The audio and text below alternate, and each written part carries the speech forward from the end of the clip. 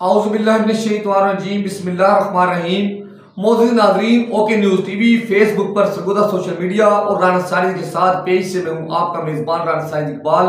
जैसा कि आप जानते हैं कि हम मुख्तलिफ इशूज़ पर अपना प्रोग्राम पेश कर रहे हैं। अगर आपके इर्द गिर्द कोई मसाइल है तो आप मेरा व्हाट्सएप नंबर 0321600749 नोट फरमा लें और किसी भी शिकायत की सूरत में हमें आगाह करें। नाज़रीन, इसके अलावा मुख्तलिफ सियासी समाजी शख्सियात के तारफ, इंटरव्यूज़, सियासी तजिए, तबसरे आपके सामने पेश कर रहे हैं। नाज़रीन, आज हमारे साथ पाकिस्तान तहरीक इंसाफ के सीनियर रहनुमा जनाब चौधरी मुमताज़ अख्तर कालू साहब मौजूद हैं। हम उनसे बात करेंगे कि पाकिस्तान तहरीक इंसाफ मौजूदा सियासी हालात में क्या किरदार अदा कर रही है और पाकिस्तान तहरीक इंसाफ जमहूरियत के इस्तेकाम और मुल्क में फौरी इंतखाबात के लिए क्या इक़दाम कर रही है और इस वक्त मुल्क को किन मुश्किलात का, किन मसाइल का सामना है।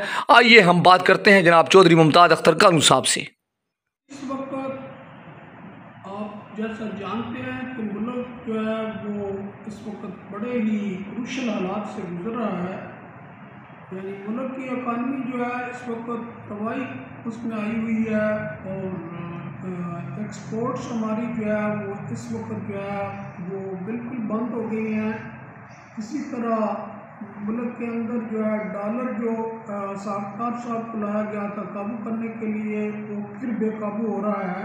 उसी तरह उसकी प्राइस बढ़ रही है और एक्सपोर्ट ना होने की वजह से हमारी लेबर जो इमरान खान के दौरे हुकूमत में फैसलाबाद में मजदूर नहीं मिलते थे, आज वो सारे मजदूर, सारे वो लोग जो है वो बेरोज़गार हो गए हैं। इसी तरह हुकूमत जो है उसने, जैसा कि आपने देखा कि ये 16 अक्टूबर के इलेक्शन में उन्होंने वो 7 सीटें चुनी जो वो समझ रहे थे सारे मिल के मशवरा करके कि ये कमज़ोर सीटें हैं। हम जो है वो 17 जुलाई वाला जो उन्होंने सूबाई असम्बली से उनको बड़ी शिकस्त हुई थी उसका बदला लेने के लिए कि शायद हम इन 7 सीटों में कामयाबी हासिल करके उस स्कोर को सेटल कर लेंगे। लेकिन आपने देखा कि इन 7 सीटों में से 6 सीटें जो है इमरान खान साहब ने जीती। हालांकि सारी आवाम जानती थी कि इमरान खान साहब ने असम्बली में नहीं जाना, इसके बावजूद जो है वो आवाम ने खान साहब को वोट दिया। इस वोट देने का मकसद ये था कि वो कौम सारी जो है वो खान साहब के साथ खड़ी है, खान साहब के मौक़िफ़ के साथ खड़ी है कि इस नाअहल हुकूमत जिसका जो है इस वक्त खारजा पॉलिसी भी फेल हो चुकी है, मुआशी पॉलिसी भी फेल हो चुकी है, मुल्क जो है वो बैंकरप्सी के दाने पे खड़ा है, तो सारी कौम ने जो है इनके ख़िलाफ़ फैसला दिया कि आप जो है सीधे रास्ते पे आ जाएं और जो हमारे फैसला करने वाली कुत्ते हैं उनको भी ये मैसेज दिया उन्होंने कि आपको चाहिए कि नया मैंडेट लेके अवाम जिसको चुने उसको के इक़्तिदार दिया जाए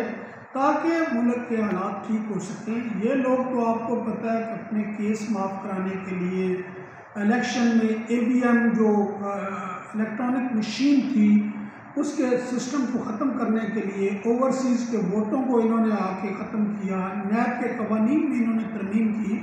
तो ये बड़ा मुल्क के लिए जो है नुकसानदेह चीज़ें हैं कि वो बंदा जिसने 16 अरब रुपए अपने माफ़ करवाए हैं वो ये कह रहा है टीवी पे कि ये जो है खान साहब जो है ये चोर है।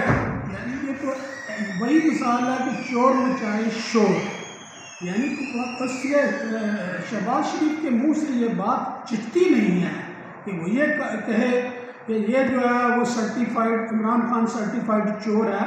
ये देखो इमरान खान को जो है अल्हम्दुलिल्लाह ये मुल्क और कौम के लिए ब्लेसिंग दिया है और उस बंदे ने साबित किया है।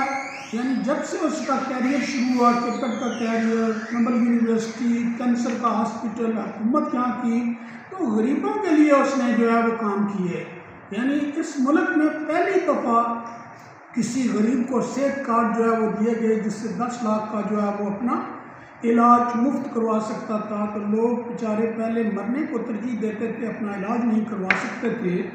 लेकिन अल्हम्दुलिल्लाह इमरान खान की हुकूमत ने ये जो है उनको कार्ड, सेहत कार्ड देकर उन लोगों की ज़िंदगियाँ बचाईं और इसी तरह गरीबों के लिए आप जानते हैं कि उन्होंने 12-12 हज़ार रुपये हर 3 महीने के बाद गरीबों को मिलते थे, 3-3 हज़ार रुपये बेवाओं को मिलते थे, स्टूडेंट्स को वजीफे मिलते थे और रिकॉर्ड हमारी जो है वो रिमिटेंसेस बाहर से जो पैसे आते हैं मुल्क के अंदर आ रहे थे। इस वक्त जो है सारे मुल्क की इकानमी जो है वो जाम हो गई है। कोई भी पहले प्रॉपर्टी का एक बिज़नेस होता था मुल्क के अंदर, अब कोई बंदा प्रॉपर्टी का ख़रीदने के लिए तैयार नहीं है। लोग देख रहे हैं कि पता नहीं इस मुल्क के साथ क्या होने वाला है, बैंकरप्सी होने वाली। मैं उन कुत्तों को भी और ये मैसेज देना चाहता हूँ इस रिकॉर्ड से कि खुदारा ये मुल्क है तो हम सब हैं, यानी ये मुल्क हमारी पहचान है। तो मैं अभी इस हुकूमत से भी और अपनी उन अदारों से भी ये रिक्वेस्ट करना चाहता हूँ कि खुदारा कौम जो है और लॉ एंड फोर्सेस एजेंसी को आमने सामने लाकर ये बहुत बड़ा मुल्क का नुकसान हो जाएगा, इससे बचाया जाए और इलेक्शन की तारीख मुकर्रर की जाए ताकि अवाम अपनी मर्ज़ी के नुमाइंदे जो है मुंतखब कर सकें।